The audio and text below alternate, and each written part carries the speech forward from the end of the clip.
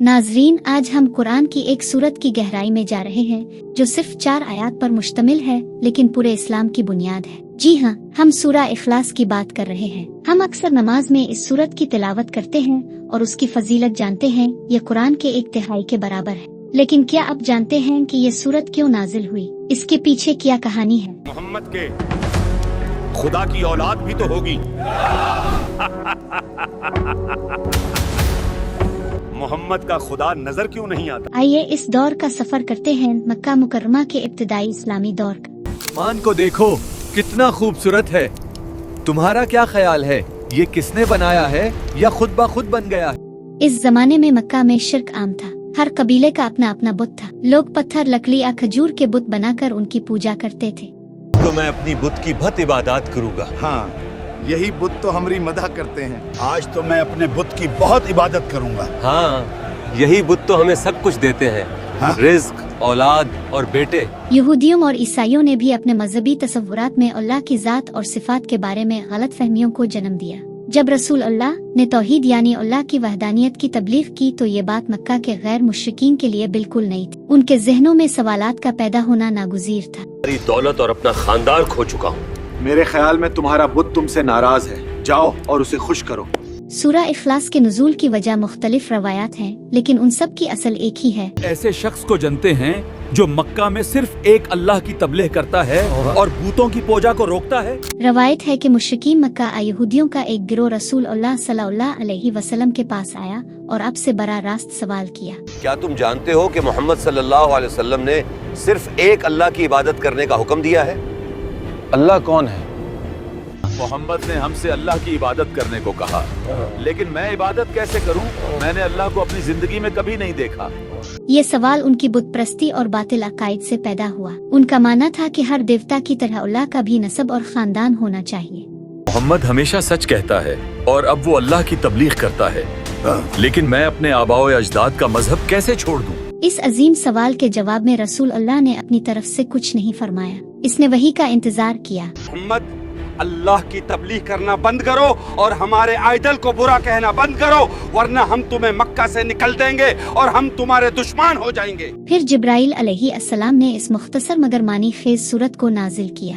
سورہ اخلاص ان تمام سوالات کا صرف 4 آیات میں مکمل جواب ہے اور اللہ کی ذات کی تعریف ہے۔ محمد سے وہ سوال پوچھیں گے جن کا جواب وہ نہیں جانتے، پھر ہم ان کے مذہب کو مسترد کر دیں گے۔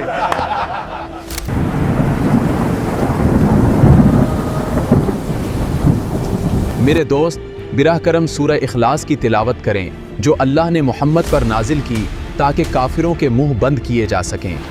بسم اللہ الرحمن الرحیم، قل هو اللہ احد اللہ الصمد لم یلد ولم یولد ولم یکن له کفوا احد۔ کہو کہ وہ معبود برحق جس کی میں عبادت کرتا ہوں اللہ ہے، وہ ایک ہے، اللہ بے نیاز ہے، وہ نہ کسی کا باپ ہے اور نہ کسی کا بیٹا، اور کوئی اس کا ہمسر نہیں۔ کہو وہ اللہ ایک ہے، کہو وہ اللہ ایک ہے۔ حد کا مطلب صرف ایک نہیں ہے، اس کا مطلب ہے منفرد، ایک دوسرے سے الگ نہیں، حصوں سے الگ نہیں کیا جا سکتا۔ اس آیت میں بت پرستوں کے اس عقیدے کو توڑ دیا کہ اللہ کے بہت سے شریک ہیں۔ اللہ صرف ایک ہے اور وہ اپنی ذات میں اکیلا اور منفرد ہے۔ اللہ صمد ہے۔ الصمد کے 2 گہرے معنی ہیں۔ پہلا، وہ ہستی جو کسی پر منحصر نہ ہو، جو خود کفیل ہو۔ دوسرا، وہ ہستی جس کی طرف ہر چھوٹی بڑی چیز اپنی ہر ضرورت کے لیے رجوع کرتی ہے، یعنی دنیا کی ہر چیز اللہ پر منحصر ہے، لیکن اللہ کسی کا محتاج نہیں ہے۔ وہ کھاتا نہیں، پیتا نہیں، سوتا نہیں، تھکتا نہیں۔ محمد کے اللہ نے ہمارے تمام منصوبے مٹا دیے ہیں اور وضاحت کے ساتھ جواب دیا ہے۔ اب ہم خاموش رہیں گے۔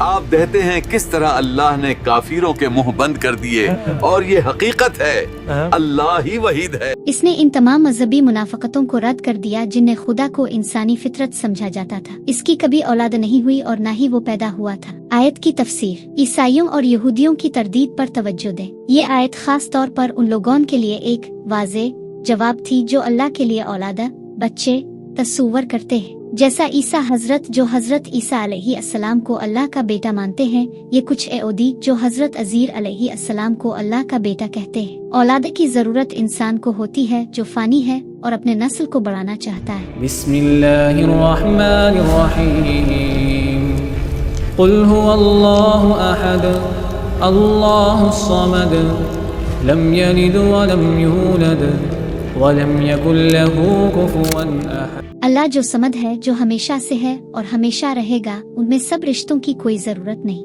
और कोई भी चीज इसके बराबर या इस जैसी नहीं। कफवान अहद का मतलब है कोई बराबर, कोई हरीफ, कोई मवाजना नहीं, ना जात में, ना सिफत में, ना अमाल में। अल्लाह की सिफात ऐसी हैं कि इनका हम मवाजना किसी भी चीज से नहीं कर सकते। आपका रब वो नहीं जो परसों के ख्याल में है, न वो जो गुलामी तारिक से तस्वीर में। ये वजह है सूरा इखलास को कल्ब अल कुरान और सूरा तौहीद कहते हैं। इस पूरी कायनात में कोई अल्लाह के बराबर नहीं है। यकीनन कोई इंसान, फरिश्ता, नबी या कोई भी अल्लाह के बराबर केविन के अहादीस में रसूल अल्लाह ने फरमाया, सूरा इखलास एक तिहाई कुरान के बराबर है। उलमा कहते हैं कुरान के 3 बुनियादी मौज़ूआत हैं: 1 तौहीद, 2 इहकाम कवानीन, 3 किस्से कहानियाँ / तारीख। फरमाया, इस जात की कसम जिसके हाथ में मेरी जान है, सूरह इखलास कुरान के 1/3 के बराबर है। और ये सूरा 3 हसवन ने सबसे अच्छे तौहीद को कामिल तौर पर बयान करती है। आखिरी पैगाम, तिलावत और गहरे गौर और फिक्र की हौसला अफजाई करे। सूरत इखलास सिर्फ जबान से पढ़ना नहीं है, ये हमारी अकीदा का जौहर है। इसकी हर आयत को गौर से पढ़िए और अल्लाह की अजमत और वहदत को अपने दिल में मजबूत कीजिए। अगर आपको ये वीडियो पसंद आई हो तो सब्सक्राइब करें, लाइक करें और इसे अपने दोस्त और खानदान के साथ शेयर करें। अल्लाह ताला हमें सही तौहीद पर कायम रखे। आमीन। जज़ाकुमुल्लाह खैर।